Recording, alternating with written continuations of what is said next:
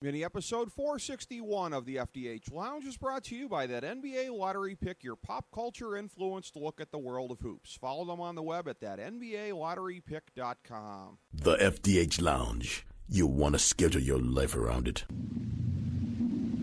A long time ago, on a gloomy, wet Cleveland spring night, two men stand alone amidst the late-night drizzle. Their voices echo across the vacant station parking lot as they debate the merits of the great American radio show that have been missing for far too long. On that night, an idea was born. That idea became the FDH Lounge.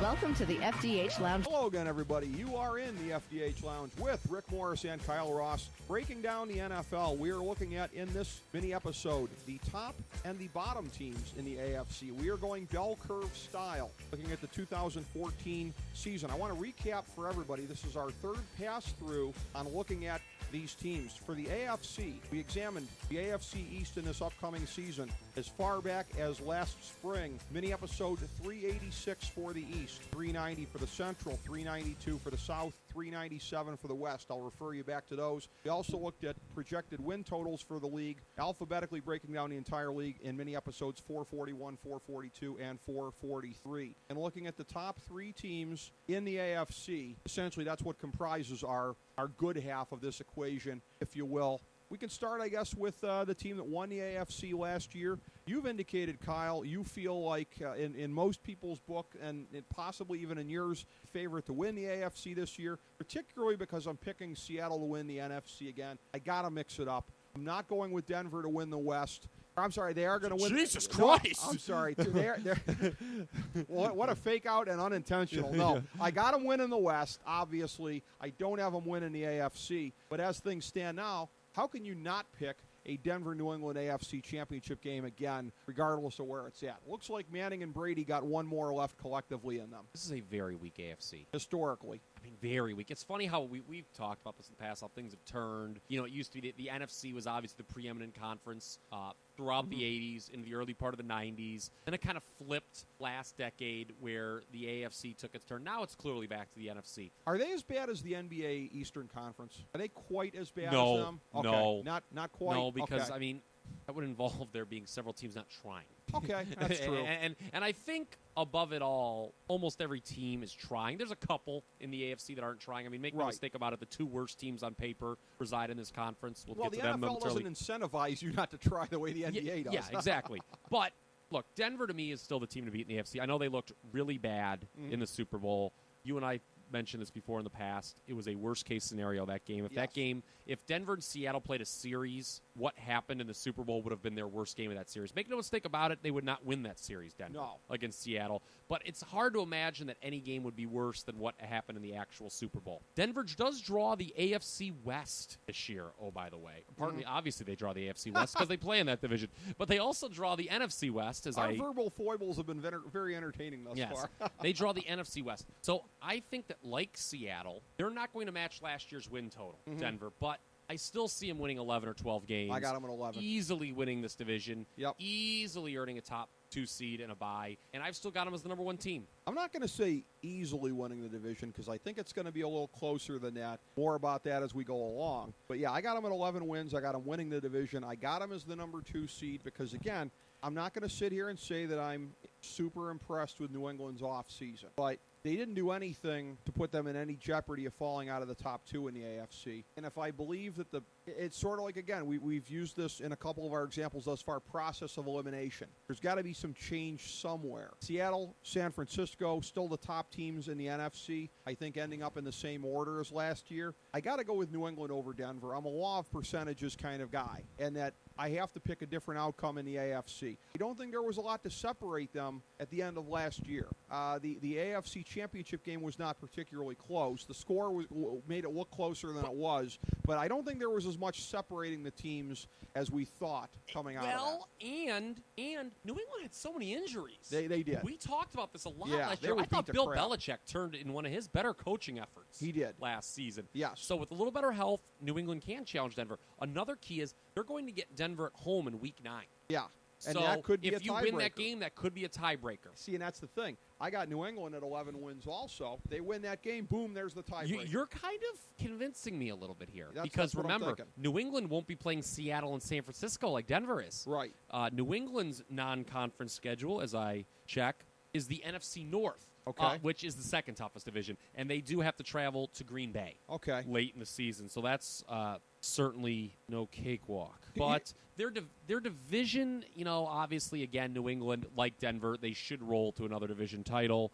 I'm looking at the early schedule. I'm looking at the early schedule here. New England should be able to get to pretty good start. They're clearly 1-2. Well, here's the thing, too, okay? New England, they're going to win their division, I think, by more than Denver is, and we'll talk about more of that in a second here. So we're going to be segueing to talking about San Diego in a second here. Denver has to play San Diego twice. New England has no such team in their division that they can't just roll right over. Yeah, that helps as You've well. made a very compelling case here. The conference schedule, record, yeah, is schedule-wise, yeah. New England. Well, here's the thing. I think Denver's a better team than New England, but I think the schedule clearly favors New England here.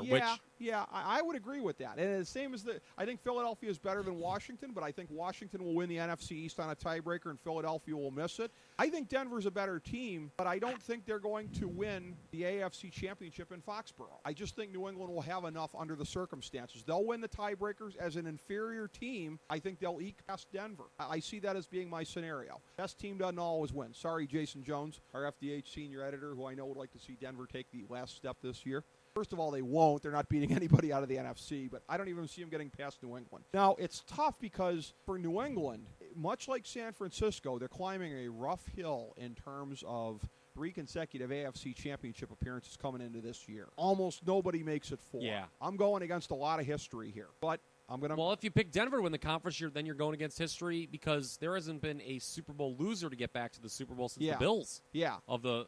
20 years ago, the early 90s. It has to be one of these two teams, as I think what most people would say anyways.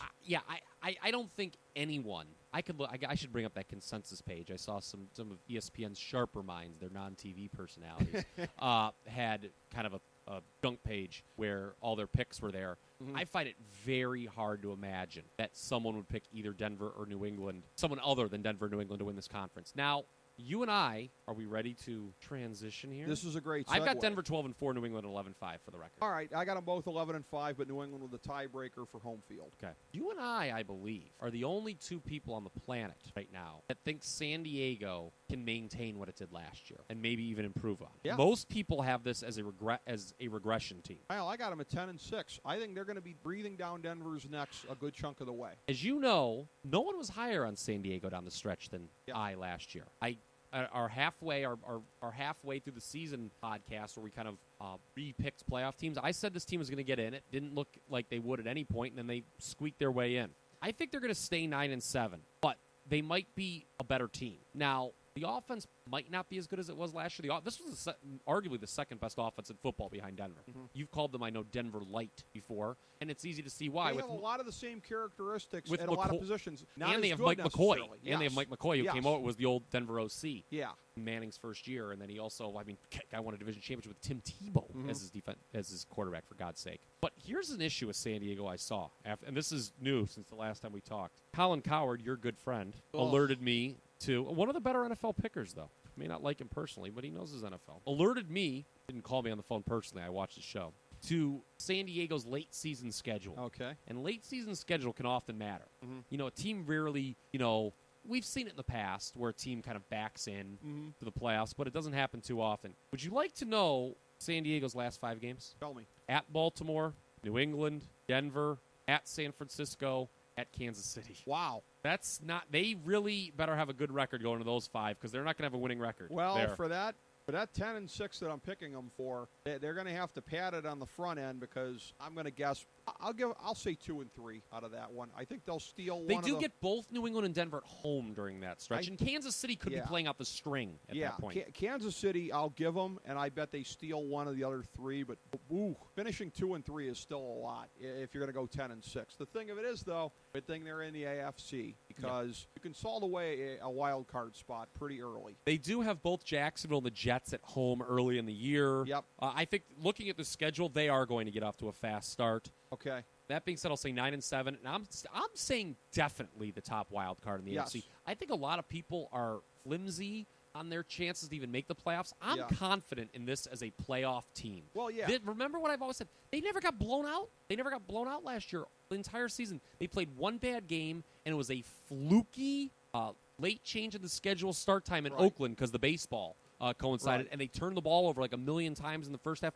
Other than that, they were within one possession in every game. And their secondary last year was god-awful. And it can't. It's going to be better. They upgraded it tremendously in the offseason. They're like Chicago that I see defensive improvement here. Their defense, once they got the pass rush going a little bit in the second half, was a lot better. And so I remember they held Peyton Manning in Denver under 30 points 3 times last year. There were only 2 other teams that held Denver under 30 points. New England in the AFC Championship game and Seattle in the Super Bowl. Those are going to be very good games again when they play Denver. I completely think that's the case. If they could steal one from Denver, and Oakland's no good, and Kansas City's going to regress, you know, playing the NFC West does not help for San Diego. That's true. So I don't think the record's well, but if there is a dark horse in this AFC, I think it's San Diego. Yeah, I think you and I covered this when we were talking about the win totals when I put the challenge out there. Gun to your head, if for whatever reason New England and Denver falter who makes the Super Bowl, both of us said San Diego. Now, we're leaving somebody out of this. We'll get to that when we're talking about the middles. You all out there probably thinking, what about these guys? Well, we'll address that with the middles because there is a team that a lot of people are putting up there that we're picking for a big, not a big regression, but stub your toe, take a step back this year while still being buyers in the long term. We will address that one when we're looking. I think I know who you're talking about. I don't know. Tony, this isn't in my Tony. This isn't in my format sheet. Who are you talking about? Yes. It is a team that. Well, Jay, you might say they didn't have any of the luck this year. Damn it! I had a better one. What was yours? I wrote online. Between luck and skill, take luck every time. Oh, there you go. There we go. Nice. Yes. Well, we'll get to that team when we're talking about the middles. We have our bad teams to get to, and hey, continuity-wise, we might as well just stay in the West here because you have labeled the other 2 teams in the West as being ones that will definitely not make the playoffs. I have Kansas City at 7-9, a slight regression. I have Oakland at 4-12.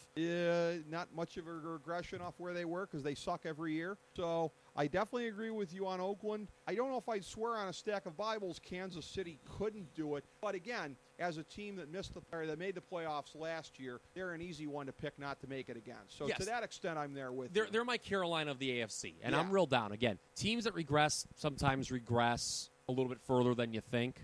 This is one of my favorite future bets. Okay. Along with Carolina and Arizona are my 2 favorite future bets in the NFC under their win totals. Kansas City joins that group here from the AFC. I got them 6-10. Okay. Everything went right for them last year, except that second half of the Indianapolis game in the playoffs, where everything went wrong. A lot of injuries involved. The defense went in the tubes. Their defense was almost the opposite of San Diego's in terms of trajectory last year. Started out very well, just tailed off towards the end. A lot of that was due to injuries. Again, their pass rush wasn't as good at the end as it was at the beginning. Right. Turnovers went in their favor last year after a miserable season in Romeo Crennel's final year. Yes. There. So this team, where you could see the improvement coming last year, and I picked them to make the playoffs last year. Oh, by the way, didn't think they'd win 11 games. Had them at 8 and sneaking in, but they were never as good as their record last year. A clear candidate to fall off this year. Let's take a step back. Andy Reid rarely misses the playoffs in back-to-back years. When we're talking at this time next year, Kansas City may be in a better spot. But this year, they clearly fall off. I'll guarantee they don't make the playoffs. Oakland, I don't have much to say here. Second year in a row. Yeah. They appear to be the worst team on paper. I've got them 3-13 and picking first. I know they're going with this Derek Carr now. Matt Schaub, yeah. Well, Matt Schaub, I'll be honest, Matt Schaub's done. Yeah, probably. It's over. So, whatever. But if they pick first next year and Jameis Winston does declare, pick Jameis Winston, Oakland. Derek Carr is not a long-term answer. That's true. That's a very good point. And but again, that will be typical of Oakland having to make up for a blown pick previously because, again, I don't think I didn't like Derek Carr very much as a prospect. Yeah. Usually when they kind of fall like that to the second round, it's almost like you're grasping at straws. You're kind of talking yourself into, and there was a lot of teams that were talking themselves into Derek Carr leading up to the draft.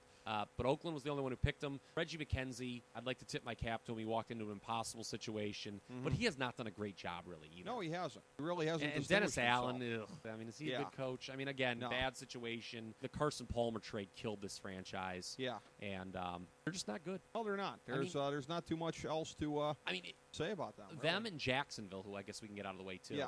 Jacksonville, at least you could see some positive things on the horizon. Right. But, I mean, in a league where there shouldn't be really any surprises, I think Oakland and Jacksonville are clearly the two easiest bets not to make the playoffs. Jacksonville's playing for 2 years from now. Yes. Or pardon me, I guess next year. This year, the whole thing with Bortles, I think they're smart to sit him. I'm still not sold on Bortles. I think his ceiling is kind of middle of the road. I don't see him as being a top 10 quarterback in this league ever, but he can be top 15 maybe if everything pans out. But still a lot of holes to fill. By picking him, they didn't pick Khalil Mack, obviously, and they need a pass rush, which they still don't have. I know they tried to pick some of the reserves off Seattle that obviously Gus Bradley's familiar with. Right. But even in a bad division, right, I don't see this team winning more than 5 games. I got him at 6-10. I think Gus Bradley is showing that he is a coach that is getting the most out of what he has. I just think they'll steal a couple of games here and there. I look at last year. I look at the progression that they made, and this might be an overused word for me in going through.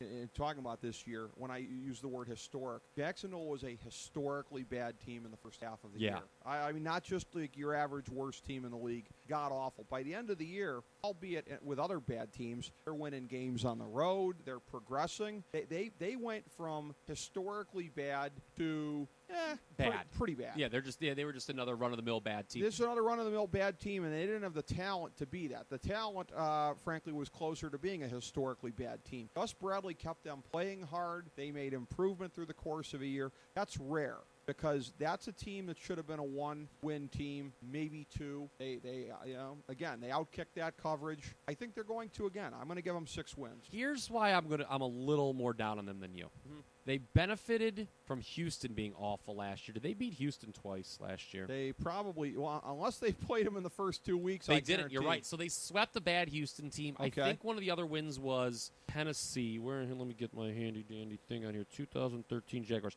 Yes, they won at Tennessee off a bye. Then they beat Houston twice, and they beat the Browns as well on a last-second play. So they kind of snuck some of those wins. I mean, all of them were pretty close. All of them were by 7 points or less. And they also forfeit a home game this year. Now, granted, it's not playing in Jacksonville is not exactly, playing in Seattle. Yeah. But because they're playing in London, and they're the designated home team there. So that does them no favors. I just think this team honestly, I still think they're 4-12. Okay. I mean, I can't forget how bad they were in the first half of that season. They were not. Yes, they were more competitive in the second half, but I don't see this team as a team who can win 4 times in 8 games in. I don't think they're going to do worse than 2 wins in the division. I think, and they have a chance to steal a third. That's what I think. True. It's an improved division. That's true. But I think they'll win 2 or 3 games in it, and that'll then, of course, diminish what they have to win outside of it if they can do that much. That sets up a little bit of a glide path to 6-10 if indeed one exists. Yeah, but now also though, remember by finishing above Houston in the standings last year, they do miss out on the chance to play Oakland this year. So they have to play San Diego instead. Yeah, and Cleveland. Yeah, so. Yeah. You they actually still do play Cleveland because the South and the North match up this year. Oh, that's right. That's right. Okay. Yeah, and they'll host Cleveland, so that's certainly a winnable game. Yeah, well, there's another W. So, all right, Jacksonville in there. We both agree, though, they're clearly a team that will miss the playoffs. Last one to talk about for the AFC on your definitely will miss the playoffs list is a team that I have at 6-10, the New York Jets. Every year there is a team that I am higher on than everyone, and there's a team that I am lower on than everyone. Okay. Last year, in the former category, was the New Orleans Saints. I thought the return of Sean Payton was going to pay dividends. There's a team who wins double digits almost every year when he's on the sidelines. They did again last year. I said they'd win the division. Had Carolina not kind of lapped them as an even more surprise team, it would have happened. The team I was more down on last year than anyone was the Washington Redskins. They were actually much worse than I thought they would even be, 3-13. The team this year I am more down on than anyone. We'll get to the team that I'm higher on than anyone a little bit later on. Is the New York Jets. How many people are really high on them? I think people think if most people of our ilk were following this format that we're doing, I think a large percentage of of people would have the Jets in their middle group. Okay. I have them in a clear bottom, and I would not be surprised, Rick Morris, if this team picks number 2 behind Oakland in the draft. Let me tell you something. I was a little concerned because people were saying, the Jets, they've got the great defense, pretty good special teams. They could steal some wins. Before I go into some of the analytics, I'm going to just make my case here off the bat. New York Jets in Week 1 open at home against the Oakland Raiders. I think we agree that they will probably win that game. Yes. Would you like to know, Rick Morris, who the New York Jets then play in their next 6 games? What do they have? I'm going to mention the quarterbacks. Okay. And you're going to remember who the Jets quarterbacks are. Okay. Geno Smith and Mike Vick. Okay. Yeah. It's going to be Geno Smith going for the most part in these games, obviously. Right. You ready for this? Okay. Aaron Rodgers, Ooh. Jay Cutler, Matt Stafford, Phillip Rivers, Peyton Manning, Tom Brady. Boy, Gefelta. I got the Jets 1-6 after those 7 games. Yeah, okay. And then they've got Buffalo, Kansas City, Pittsburgh the next 3 weeks. 2 of them at home. Kansas City's the road game. All right, maybe they win one. Bottom line is this. I'm going to have the Jets 3-7 heading into their bye week. Okay? I'm just going to say that. That's my clip and save. All right. Bye week comes. A desperate Rex Ryan looking to save his job. What's he going to do? Start Mike Vick? Yes. And Mike Vick, who I rooted for personally, guy paid his debt to society, okay? It was nice. I root for success. Those dead dogs say hi. Well, I mean, he paid his debt. What do you want him to do? When you want him to serve life in prison? I know people of your ilk love building prisons, but I mean, anyway. On to a more lighter subject, as I like to say. He's going to start Vic. Vic is done, okay? It's over. There's a reason that Philly just was like, no thanks, we'd rather have Nick Foles. They're not going to win many more games after that. They closed 3 of their last 4 on the road. And while those road games are Minnesota, Tennessee, and Miami, the Jets were a horrible road team last year. Right. Let me tell you a little bit else about the Jets last year. They went 8-8, but you know what?